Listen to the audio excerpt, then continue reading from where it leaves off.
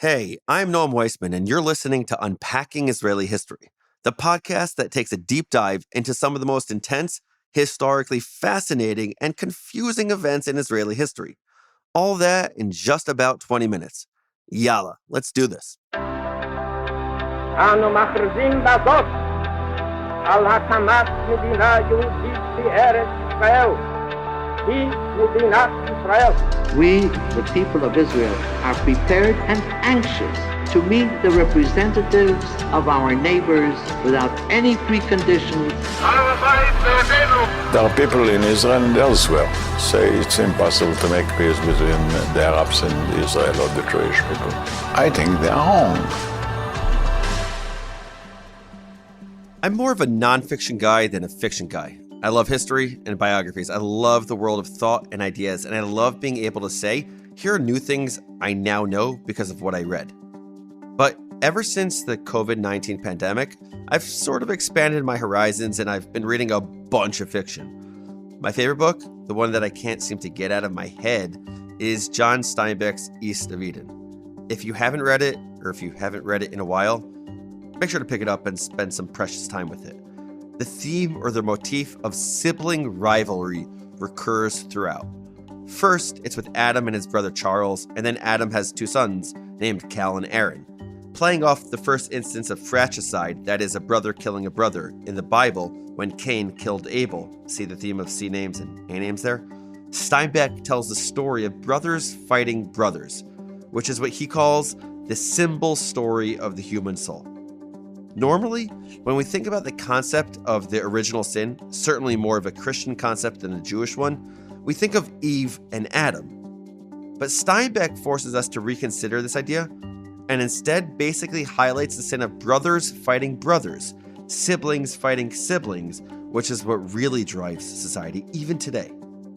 This is at the heart of the story of the Altalena, in which Israeli brothers, Jewish brothers, fought each other, almost causing a civil war.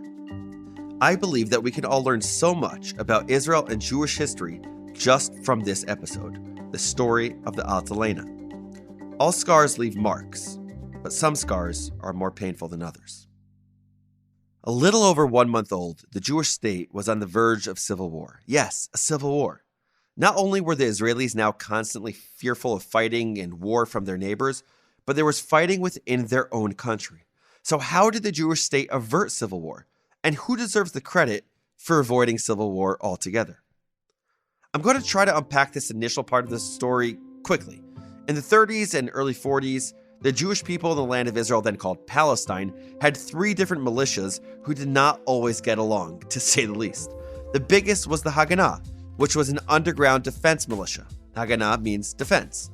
The Haganah exercised a policy of restraint called Havlaga, being careful to defend Jews from Arab violence, with no focus on counterattacking or preempting Arab attacks. Opposite the Haganah was Lehi, the freedom fighters for Israel. They were also derisively called the Stern Gang because of some of their, saltier tactics. I'm not really going to discuss them much, but you should definitely look into them.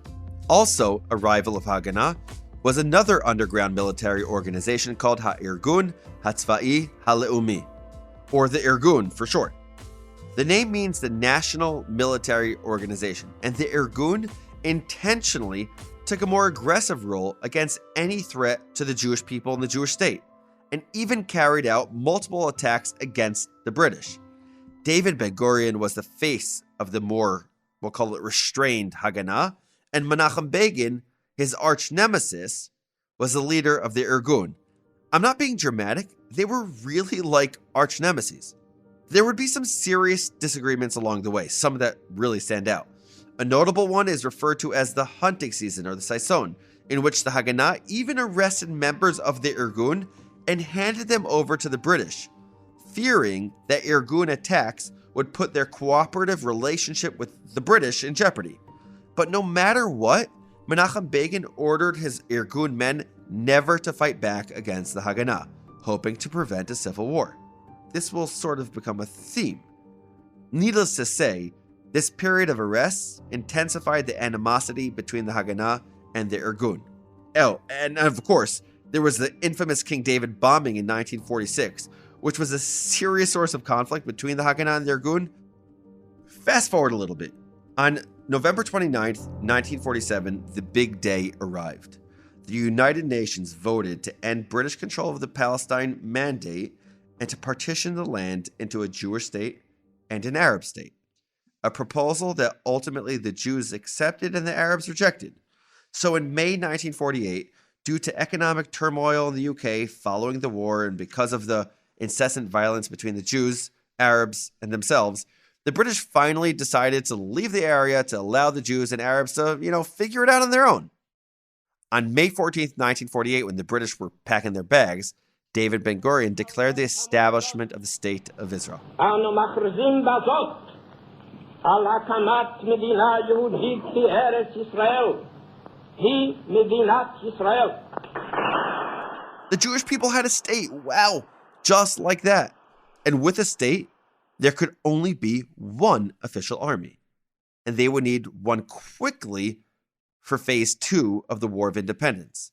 So the underground Haganah morphed into Tzva Haganah L'Yisrael, or the Israel Defense Forces, also known as the IDF. The much smaller Irgun, led by Menachem Begin, agreed to be absorbed into the ranks of the IDF, so they entered the War of Independence as a unified force. Kind of. Listen, there was still massive distrust between the two leaders and their groups, and in this toxic environment, armed conflict against each other was not only likely, but almost inevitable. In fact, the British themselves had predicted that the Jews were too divided to successfully work together to fight against the Arabs. On June 20th, 1948, and I don't think this is too dramatic to say, Jewish history was hanging in the balance. A month into Israel's War of Independence, the UN brokered a ceasefire, and one of the conditions was that no new weapons could be brought into the country by either side during the ceasefire. This condition put Israel between a rock and a hard place because at the time, not only was Israel very short on weapons and ammunition, but was facing invading Arab armies who were intent on wiping this nascent state off the face of the earth. The Altalena affair would bring to the surface the existential challenge of building a state. Here's what happened. The same day the UN ceasefire was announced, an Irgun boat named the Altalena, packed with 5,000 rifles, 250 Bren guns, 5 million bullets, and 50 bazookas, set sail to Israel from France. The boat also had 940 fighters on board, many of whom were Holocaust survivors. Little factoid here, the ship was named the Altalena because it was the pen name of the founder of revisionist Zionism, Ze'ev Jabotinsky. Altalena is Italian for seesaw, but funny enough, Jabotinsky thought it meant elevate. Anyway, the background here is complicated, but stick with me.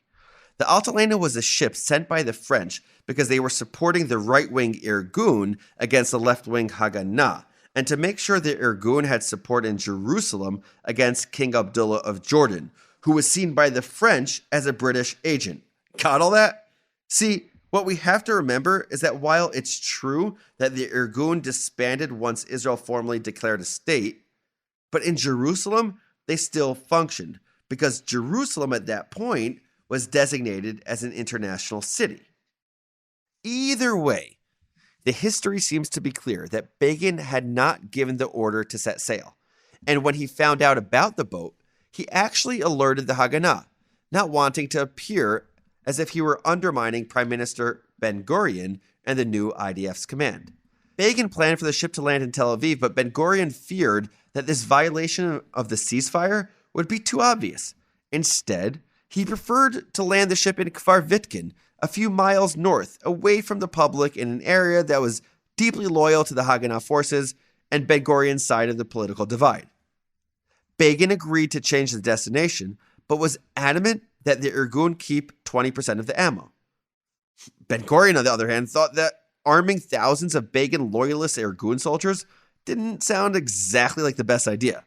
Ben-Gurion believed that there could be only one army with one central command, and as both Prime Minister and Minister of Defense, Ben-Gurion viewed Begin's request as insubordinate at best and really treasonous at worst.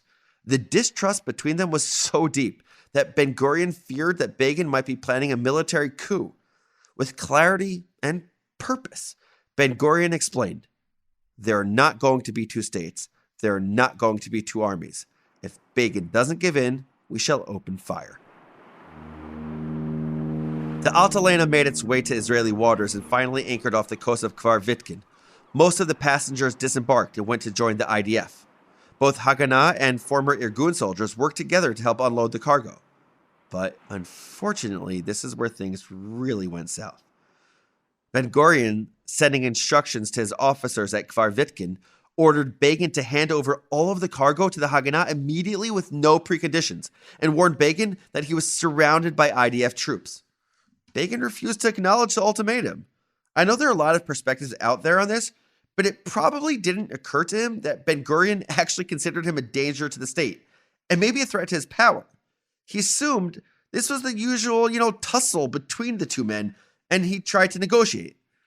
In this confusing and tense atmosphere, shots were fired. And I mean real shots. We don't know who fired first or why, but within minutes, there was an open firefight between the Haganah and Irgun members of the IDF. Let that soak in for a second. 5 weeks after the establishment of the Jewish state, Jewish soldiers of the brand new IDF were shooting at each other. Brothers shooting at brothers. At this point, Menachem Begin and his crew literally jumped aboard the ship and rushed toward the coast of Tel Aviv, where Begin hoped to speak directly with Ben-Gurion's government. On the beach lay dead and wounded soldiers from both sides. Rumors spread, and former Irgun members began leaving their posts. Civil war was actually a real possibility. The Altalena exchanged fire with IDF warships, eventually running aground off the coast of Tel Aviv, in full view of anyone strolling down the street, including the UN ceasefire observers. IDF soldiers were ordered to surround and attack the Irgun fighters. Another firefight erupted, this time on the busy Tel Aviv beach. Begin ordered the Irgun fighters not to fire even if fired upon. But perhaps in the fog or chaos of battle, his orders weren't followed. On the Haganah side, IDF commander Yitzchak Rabin, just 26 years old at the time, but a senior military man at the time, and another future prime minister of Israel, found it nearly impossible to communicate with his soldiers in the chaos. Nevertheless, in much of Israeli historiography, Rabin was blamed for the shooting, and it was something that haunted him his entire career. For many people, it is Rabin who got the blame. In fact, when Yigal Amir, Rabin's assassin, was interrogated in 1995, 47 years after the Altalena affair, he said Rabin was responsible for the sinking of the Altalena. Amir is essentially explaining why he hated Rabin so much, and one of the reasons, the Altalena. Back to the story. The reality is that the order to shell the ship and sink it at sea came from the top. It came from Ben-Gurion. The Irgunis abandoned ship just as the ammunition on board exploded, sending the Altalena to the bottom of the sea. All told, 16 Irgunis and 3 IDF soldiers were killed in the battle. Irgunis were rounded up, and IDF soldiers who refused to fire on fellow Jews were court-martialed. Begin went on the radio and demanded that his followers not fight the IDF, declaring, "Do not raise a hand against a brother, not even today. It is forbidden for a Hebrew weapon to be used against Hebrew fighters." Ostensibly, that's where the story ends. The Haganah absorbed the Irgun, and they would have a unified army. But as is the case with the study of history, in the aftermath of the Altalena affair, 2 very different narratives emerged. Both Ben-Gurion and Begin believed that they had each prevented civil war and saved the country due to their actions. But which one was actually the hero of the day? Ben-Gurion viewed his actions that day as essential in establishing a unified front and the integrity of a unified army, the IDF. He believed that the greatest accomplishment of the Altalena affair was that he maintained the rule of law at all costs, even in a situation in which there were casualties. Ben-Gurion called the cannon that sank the Altalena the, quote, holy cannon. He said it was so sacred, it deserved to stand close to the temple if it is built. Menachem Begin, on the other hand, saw things quite differently. From his perch, he and those in his camp believe he saved the state in its most vulnerable state. He went so far as to say, "After my death, I hope I will be remembered as someone who prevented civil war." For him, not shooting was his life's greatest accomplishment. However we look at it, the Altalena was shocking. It's hard to imagine that during Israel's war for its very existence, with Arab armies attempting to destroy it, there was so little unity amongst the Jewish population that Jews were fighting against each other. Almost 2,000 years ago, when the Jewish temple, the Beit HaMikdash, was destroyed in Jerusalem by the Romans, many point to the infighting amongst the Jewish community. Brothers fighting brothers, as the root problem that allowed the destruction of Jerusalem and exile to take place. You can imagine how Jews felt when, after nearly 2,000 years of waiting, and then only 5 weeks of regained statehood, the same strife almost brought the Jewish state tumbling down once again. And yet, Begin made a startling decision. Do not shoot back. That Begin chose to sublimate himself and his organization to the will of the newly founded state is perhaps one of the defining moments in modern Israeli history, as well as broader Jewish history, and he deserves credit for transcending his beliefs and perhaps his idolism in the service of a cause bigger than himself. Ultimately, this was a game changer for the young Jewish state and for Jewish history in general. For one, the affair marked a critical point in Ben-Gurion's early government and his system of authority. One country has one army. Secondly, and in a sadder way, it poisoned the relationship between the left and the right in Israel for decades. But it's about even more than that. If you spend time in Israel or speaking with Israelis or engaging in conversation about the Palestinian-Israeli conflict, the term Altalena moment has become part of the lexicon. An Altalena moment basically is when you take on your rivals within your group who threaten sovereignty. Some examples I thought of: when Yosef Lapid, a left-wing minister, once compared Palestinian leader Mahmoud Abbas's dilemma with terrorism, with Ben-Gurion's fight with the Irgun, saying Abbas needed to have his Altalena moment with Hamas.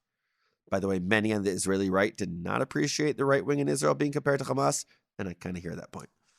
Also, Thomas Friedman, the well-known author, suggested many times that Yasser Arafat, the leader of the PLO at the time, needed his own Altalena moment. Rabin even would invoke this when Hamas was killing Israelis in suicide bombing after suicide bombing. Rabin would announce to his advisors, Arafat needs his Altalena moment, meaning take on your rivals.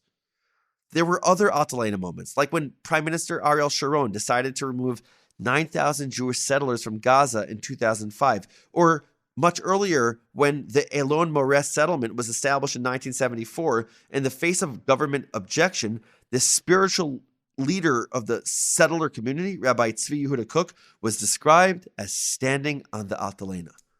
So if you want to understand Israel, you've got to know the story. Really, an Altalena moment is this bizarre, paradoxical pursuit of unity which may require division. If you ever catch yourself walking on the Tayela, the boardwalk in Tel Aviv, keep an eye out for a sign that shows where the Altalena sank. It's hard to imagine Jews shooting at each other on the beaches of Tel Aviv only a month after Israel's statehood was declared. But then again, a lot of Israeli history is so crazy that it's hard to imagine. I like to think the Altalena story did not end there. Despite their genuine distrust of the other, in the end, Begin and Ben-Gurion kind of respected each other. No story says it better than this. When Israel was about to fight the most precarious of wars, the Six-Day War of 1967, Levi Eshkol was the prime minister, and suffice it to say, the Israelis did not have much faith in him, especially Begin. Want to know what Begin did? I'll tell you. He goes to his arch nemesis' house, David Ben-Gurion, to ask Ben-Gurion to join the government. Here it was, right wing versus left wing, idealist versus pragmatist, secularist and atheist versus religiously inclined, and let's not forget, formal suit and tie meets khaki shirt and cotton pants. Though Ben-Gurion declined, the gesture softened his attitude to Begin, and a tentative relationship began to develop. If I knew Begin like I know him now, the face of history would have been different. That's what he said. In a diary entry a couple years later, he acknowledged that his wife Paula really admired Begin. He writes, "For whatever reason, my Paula was always an admirer of yours. I opposed your path both before and after the establishment of the state, sometimes aggressively. But on the personal level, I never felt ill will toward you. And the more I got to know you in these past years, the more I have come to respect you. And my wife Paula is happy about that." Here are your 5 fast facts to sum up this whole ordeal. Number 1, only weeks after the establishment of the State of Israel, rivaling factions of Jews almost led the country to civil war. Number 2, David Ben-Gurion and Menachem Begin were arch enemies, but personally didn't have ill will for the other. Number 3, Ben-Gurion believes he saved Israel by creating one unified army, while Begin believes he saved Israel by preventing his soldiers from shooting. Number 4, 16 Irgun fighters and 3 IDF soldiers were killed in the shootout. And number 5, the term Altalena moment is used really often in Israeli history. Those are the facts, but here are the enduring lessons as I see them. No matter where we fall on the ideological or political spectrum, whether we're Likud or Labor, we all ought to internalize the mantra of Menachem Begin.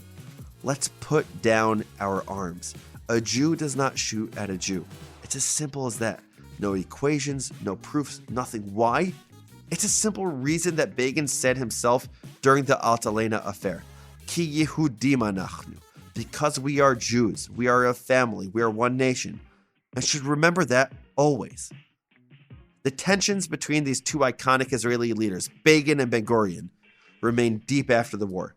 And even though they eventually made peace, a degree of animosity between their followers has persisted for decades and can still be felt within the political tensions of left versus right in Israeli politics today. Our greatest lesson might be that within a nation, disagreeing political factions must see each other as opponents, yes, but enemies, no. No matter how fateful or urgent the disagreement, what unites us must always be more fundamentally important than what divides us. Because Steinbeck does not have to be right. Because perhaps brothers fighting brothers does not need to be the simple story of the human soul. Perhaps the true simple story of the human soul is brothers reuniting with brothers. With that, thanks for listening to another episode of Unpacking Israeli History. Make sure to subscribe wherever you get your podcasts and leave us a rating if you enjoyed listening. If you have any questions, comments, or just want to talk Israeli history, shoot me an email at noam@unpacked.media. I'd love to hear from you. Stay tuned for our next episode where we'll be covering the controversies raised by the Israeli national anthem. This podcast comes from Unpacked, a division of OpenDor Media. I'm your host, Noam Weissman. Our producer is Rachel Kastner. Research and writing by Avi Posen. Additional research and writing by Akiva Potak, Yitz Brilliant, Alicia Stein, Benjamin Elterman, Oren Peleg, and Eli Lichstein. Edited by Baruch Goldberg. Unpacking Israeli History is generously sponsored by Larry and Andrea Gill. This episode was generously sponsored by Jack and Ellen Kahan Zager in honor of Allah and Yaska Zichronah Livracha Brosh. Thanks for listening.